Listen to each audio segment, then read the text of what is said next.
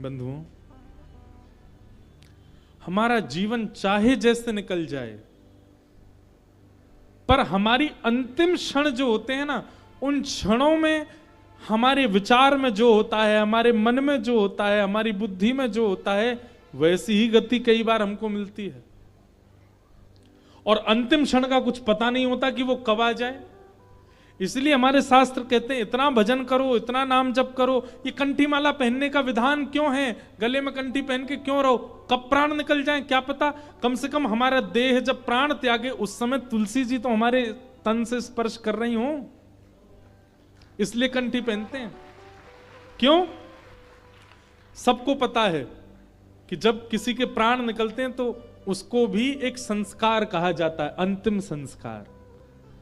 और अंतिम संस्कार में एक चिता बनाई जाती है। चिता में उस देह को पधरा करके एक प्रकार से जब कोई व्यक्ति अंतिम संस्कार करता है ना, तो ध्यान से सुनिएगा, पंडित जी उस समय भी कुछ मंत्र उच्चारण करके कहते हैं स्वाहा, मतलब अब इस देह का भी हम आपको अर्पण करते हैं। ठाकुर जी इसको स्वीकार करो। हवन में अर्पित की गई हर वस्तु ठाकुर जी के मुख के समान, मतलब ठाकुर जी उसको पा रहे हैं। ध्यानपूर्वक सुनिएगा। एक प्रकार से हवन क्या है? हवन भगवान का मुख है। सभी देवी देवताओं का आह्वान करके हम उसमें आहुति डाल करके अग्नि के द्वारा भगवान का पोषण, भगवान को पवा रहे हैं। अंतिम संस्कार में हम देह को जला करके एक प्रकार से उस देह को भगवान को अर्पित कर देते हैं। और भगवान तब तक नहीं पाते जब तक तुलसी जी का स्पर्श नहीं हो। इसलिए उस देह से तुलसी का स्पर्श हो रहा हो जब उसके प्राण निकले हो तो निश्चित है कि भगवत प्राप्ति हो जाएगी।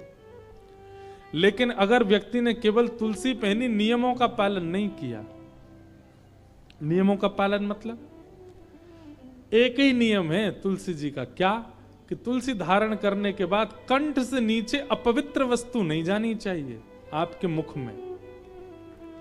अगर आप अपवित्र मांस का भक्षण करते हैं, मदिरा का सेवन करते हैं, तंबाकू खाते हैं, धुआं उड़ाते हैं और तुलसी पहनते हैं, वो तुलसी नहीं फिर काष्ठ है। और मृत्यु के बाद में तुलसी का अपमान करने का दंड और मिलेगा। इसलिए एक जगह मुझसे एक व्यक्ति पता क्या बोला, महाराज जी मैं तुलसी पहनता हूं पर मैं कॉलेज में पढ़ता हूं, बच्चों के साथ कभी कभी खाना पीना पड़ता। मैंने कहा हे भाई तू क्यों पहनता है तुलसी? बोले नहीं, जब खाने पीने जाते हैं तुलसी उतार देता हूं। मैंने कहा वाह, उससे क्या होता है? बोले कम से कम कंठ से तुलसी तो नहीं स्पर्श होती। मैंने कहा ये तो वही बात हो गई कि ब्याह में मंगलसूत्र पहना था बहू ने, लेकिन मंगलसूत्र उतारने से ब्याह थोड़ी टूट जाएगा, वो तब भी विवाहिता ही मानी जाएगी। कभी कभी मंगलसूत्र साइड रखने से क्या वो उसका ये समझ लें कि अब उसका ब्याह नहीं है, ब्याह तो हो गया। अब चाहे मंगलसूत्र धारण करे चाहे नहीं, एक बार कंठी अगर गले में पहन ली तो मतलब आप वैष्णव हो। उसके बाद आपकी खान पान की शुद्धता अगर नहीं है, दंड तो मिलेगा। इसलिए तब तक तुलसी जी मत पहनिए जब तक आप अपने चित्त पर ये भरोसा ना कर लें कि हाँ हम अपने भोजन और भजन और पान को शुद्ध कर सकते हैं। विशेष रूप से तो मांस सेवन करने वाले और मदिरा पीने वाले, तंबाकू सेवन करने वाले, इन लोगों से तो हमारी प्रार्थना है बिल्कुल मत पहन लेना। और जब पहनो तो सबको विष के मात्र त्याग देना, विष के समान त्याग देना।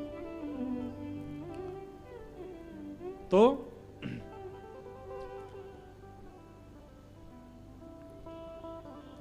हम जीवन भर कुछ भी करें पर अंतिम क्षण में हमारे मुख से जो शब्द उच्चरित होता है, हमारे चित्त में जो होता है, हमारे मन में जो होता है, उसी से हमारी गति निश्चित होती है।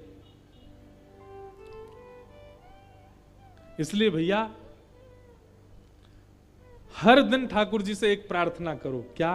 कि नाथ जब मेरे प्राण निकलने वाले हो ना, आप मुझको अभी बिल्कुल मत मिलना। मैं वृंदावन जाऊं मुझे मत दिखना, मैं हरिद्वार जाऊं मुझ पर कृपा मत करना, जीवन भर मेरा ऐसे ही चलने दो, कोई बात नहीं आप मत मिलना। पर नाथ जब मेरे प्राण निकल रहे हो ना, जब मेरी अंतिम श्वास चल रही हो, मुझे नहीं पता कहां निकलेंगे, कैसे निकलेंगे, कब निकलेंगे, आपको पता है। बस मेरी इतनी इच्छा मान लीजिए नाथ कि जब मेरे प्राण निकले ना, तब आप मेरे सामने आ जाना। भगवान से और कुछ मत मांगो।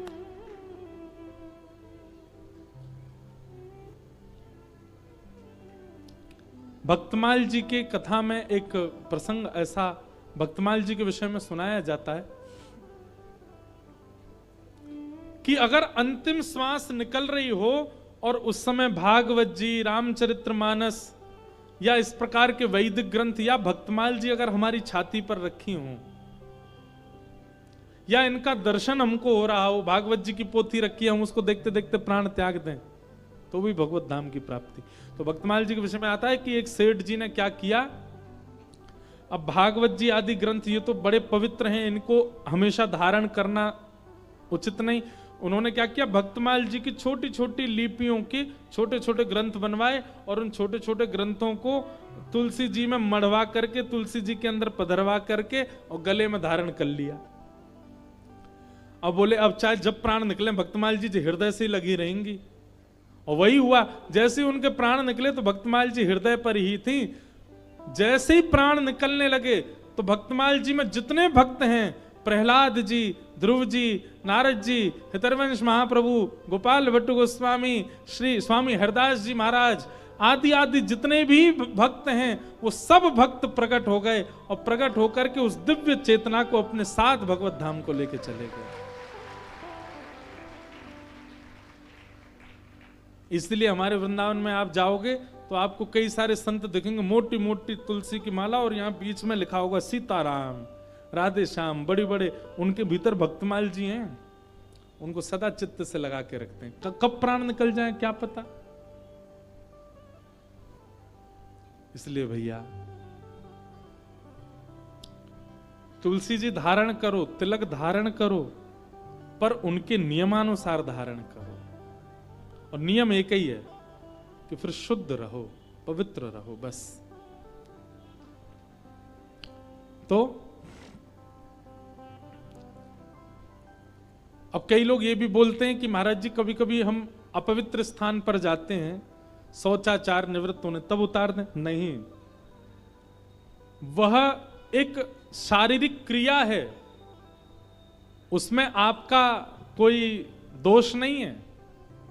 वो शारीरिक क्रिया, ऐसे तो घर में भी तो झाड़ू लगाते हैं, उसको भी साफ करते हैं हम, ठीक वैसे ही तन जो है, तन के भीतर भगवान रहते हैं, तन भी एक स्थान है भगवान का, तन भी देवालय है, उस तन को हम साफ मात्र कर रहे हैं। उस समय ये भावना नहीं रखनी कि हमको उसका त्याग, वो एक शारीरिक धर्म है।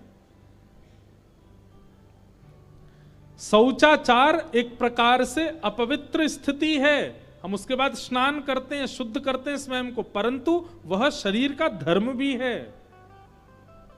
वो करना आवश्यक है। इसलिए उस स्थिति में ये विचार ना करें कि वो अपवित्र स्थिति, हम तुलसी उतार दें क्या। बहनों,